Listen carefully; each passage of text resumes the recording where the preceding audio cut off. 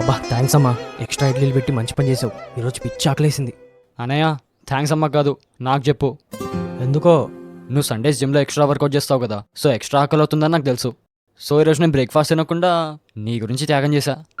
బాబోయ్, త్యాగమే ఒక పూటకే? అంతేగా. అయితే అన్నయ్య కోసం ఈరోజు లంచ్ కూడా ఇచ్చేస్తావా? ఆ, మరి నైట్ డిన్నర్? ఇచ్చేస్తా. అయితే రేపు మార్నింగ్ బ్రేక్ఫాస్ట్? అంత లేదు, ఒక్కరోజు అంటే త్యాగం చేయగలను కానీ నెక్స్ట్ డే కూడా అంటే నీరసం వచ్చి పడిపోను. పూట కోసమో లేక రోజు కోసమో చేసేదాన్ని త్యాగం అనరు.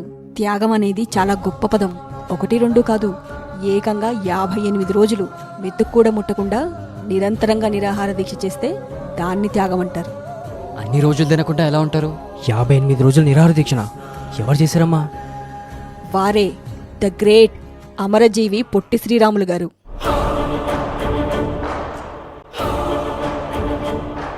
అసలు తనకు అన్ని రోజులు ఫుడ్ త్యాగం చేయాల్సిన అవసరం వచ్చింది?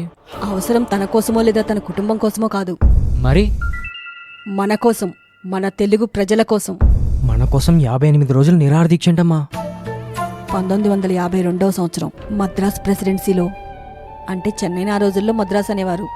అప్పట్లో తెలుగు వాళ్లకు జరుగుతున్న అన్యాయాన్ని ఎదిరించి ప్రత్యేక ఆంధ్ర రాష్ట్రం సాధించడం కోసం 58 రోజుల పాటు ఒక్క అన్నం మెతుకు నీటి చుక్క కూడా ముట్టకుండా ఆయన చేసిన కఠోర దీక్ష ఢిల్లీ పీఠాన్నే కదిలించింది. పొట్టి శ్రీరాములు గారి ఆకలి మంటతోనే భారతదేశంలో భాషా ప్రయుక్త రాష్ట్రాల గురించి చర్చలు మొదలయ్యాయి.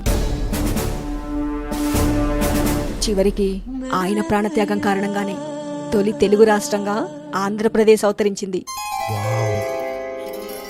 బట్ నువ్వు చెప్తే గానీ పొట్టి శ్రీరాములు గారి గురించి తెలుసుకోలేకపోయాం. మరంత గొప్ప వ్యక్తికి గుర్తింపు లేకపోవడం ఏంటమ్మా? అందుకేగా ఆయన చేసిన 58 రోజుల నిరాహార దీక్షకు నిదర్శనంగా ఆంధ్రప్రదేశ్ అమరావతి శాఖమూరులో 58 అడుగుల ఎత్తు కాంస్య విగ్రహాన్ని ప్రతిష్ఠిస్తున్నారు. You mean 58 feet? అవును, అక్షరాల 58 అడుగులు. మరి ఖర్చంతా ఎలా అమ్మా? తెలుగు రాష్ట్రాలే కాదు, ప్రపంచవ్యాప్తంగా స్థిరపడిన పొట్టి శ్రీరాములు గారి వీరాభిమానులందరూ కలిసి ఈ ట్రస్ట్కి మద్దతునిస్తున్నారు. ఈ ప్రాజెక్ట్ని ఆంధ్రప్రదేశ్ ప్రభుత్వం మరియు అమరజీవి పొట్టి శ్రీరాములు మెమోరియల్ ట్రస్ట్ కలిసి ముందుకు తీసుకెళ్తున్నారు. విగ్రహావిష్కరణ ఎప్పుడమ్మా? మార్చి 16 సోమవారం ఉదయం 10 గంటలకి. ఇంత గొప్ప త్యాగమూర్తి స్మారక స్థలానికో మంచి పేరు పెడితే బాగుండేదమ్మా. ఆల్రెడీ పెట్టేశారుగా. ఏం పేరమ్మా? Statue of sacrifice.